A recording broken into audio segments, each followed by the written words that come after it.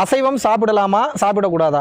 ஆமிசத்தை அந்த செத்த புணத்தை நீங்க உண்ணும் போது அதனுடைய கர்மா மொத்தத்தையும் நீங்க எடுத்துக்கிறீங்க. ஒரு உயிர் போகும்போது அந்த உயிரோட வலியும் வேதனையும் பிரபஞ்சத்துக்கிட்ட போகும். அந்த பிரபஞ்ச பேராற்றல் கிட்ட போகும்போது அது சாபம் வரும். சாபம் வந்து மனிதனை கெட்ட கர்மாவை தாக்கி அடுத்த ஜென்மத்துல பாடா படுத்தி எடுத்துறான். இறைச்சி அதிகமாக உண்டு வளரக்கூடிய மனிதனுக்கு இந்த சாஃப்ட் நேச்சர்ன்றதே இருக்காது. எப்பயுமே வந்து பாத்தீங்கன்னா ஒரு ரஃப் அண்ட் டஃபாவே இருப்பான். மூணாவது மெயினான காரணம் இப்ப நான் சொல்றேன். உங்க வீடு தீ பிடிச்சி எரியும் போது நீங்க முதலில் காப்பாற்றுவது எது?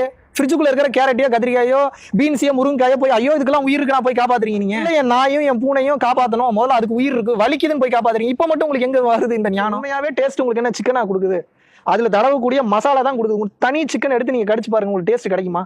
தனி சிக்கன் எடுத்து வறுத்து சாப்பிட்டு பாருங்க, அது ஏதாவது டேஸ்ட் இருக்கா? உப்பு மிளகா பொடி அதுக்கு உண்டான மசாலா கிசாலாம் போட்டாதான் ஒரு டேஸ்ட் மாதிரி இருக்கு. அப்போ உங்க மைண்டே உங்களை ஏமாத்துது. இல்லைன்னா அது வெறும் ரப்பருங்க. அது மட்டன் அப்படிதான், சிக்கன் அப்படிதான், மீன் அப்படிதான், அதுக்கும் உயிர் இருக்கு. தயவு கூர்ந்து அதை புரிந்து கொண்டு உண்மையை புரிந்து கொண்டு இனிமேலாவது உண்மையான பாதையில வர ஆரம்பிங்க.